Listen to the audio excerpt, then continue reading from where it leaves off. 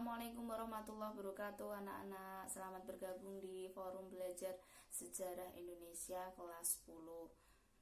Nah, sekarang sudah kenal semua ya bagaimana wajahnya Bu Akla. Nanti kalau ketemu di jalan jangan lupa disapa. Oke, di minggu pertama kita akan membahas tentang konsep belajar sejarah. Sebelumnya jangan lupa kalian sampul buku tulis kalian menggunakan sampul kertas koran bekas ataupun kalender bekas. Nah, kalau sudah nanti difoto dilampirkan di Google Classroom. Nah, anak-anak, kita akan bersama-sama mempelajari tentang konsep sejarah, di mana nanti akan dibahas tentang pengertian sejarah, kemudian konsep diakronis, sinkronis, dan lain sebagainya. Untuk lebih jelasnya silakan simak video pembelajaran kali ini. Oke, selamat belajar.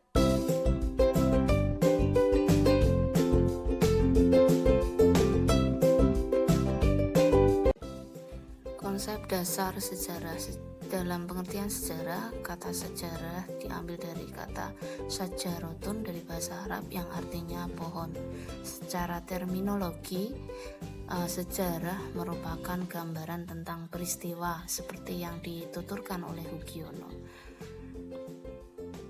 Sedangkan Sartono Kartodirjo menggambarkan pengalaman kolektif pada masa lampau.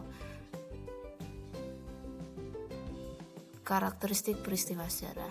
Peristiwa sejarah itu harus penting, unik, jadi tidak sama dengan peristiwa yang lain, abadi, hanya terjadi satu kali. Unsur sejarah ada 3, manusia, ruang, waktu, yang meliputi masa lalu, masa sekarang, dan masa akan datang. Ruang lingkup sejarah ada beberapa, sebagai peristiwa, kisah, ilmu, seni. Sebagai peristiwa, ini sejarah, ini hanya terjadi sekali, jadi tidak bisa diulang. Kemudian sistematis, merupakan periode waktu dan berdasarkan unsur ruang. Kemudian sebagai kisah, ini sejarah disusun dari catatan, kesan, dan tafsiran.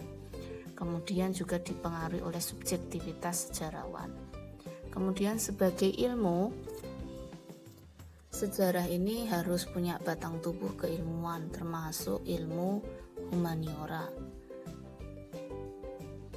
Sejarah sebagai seni, ini sejarah merupakan karya sastra, ini maka disebut sebagai seni. Guna sejarah ada beberapa, 1 edukatif untuk pembelajaran, instruktif menambah pengetahuan, inspiratif memberikan inspirasi, dan rekreatif untuk berwisata. Konsep dasar sejarah ini ada perubahan, waktu, kontinuitas atau berkesinambungan. Kemudian cara berpikir sejarah ini ada 3, diakronik, sinkronik, lalu yang terakhir ruang dan waktu.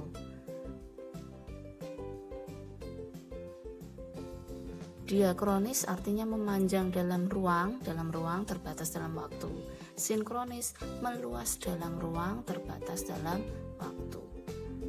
Kemudian sinkronik ini yakni meluas dalam ruang. Jadi contohnya keadaan ekonomi di Indonesia dalam suatu waktu tertentu. Diakronik ini memanjang tadi ya. Ini ada kaitannya dengan ilmu sosial yang lain. Maka ditulis, contohnya ini ada buku yang ditulis oleh ahli sosiologi. Konsep berpikir ruang dan waktu dalam pelajari sejarah. Konsep ruang adalah konsep paling melekat dengan waktu. Konsep waktu berarti sejarah merupakan masa lampau yang sudah terlewati. Berikut kerjakan soal satu saja, yakni konsep peristiwa sejarah penting, unik, abadi. Tulis di buku, upload di GJ. See you next week.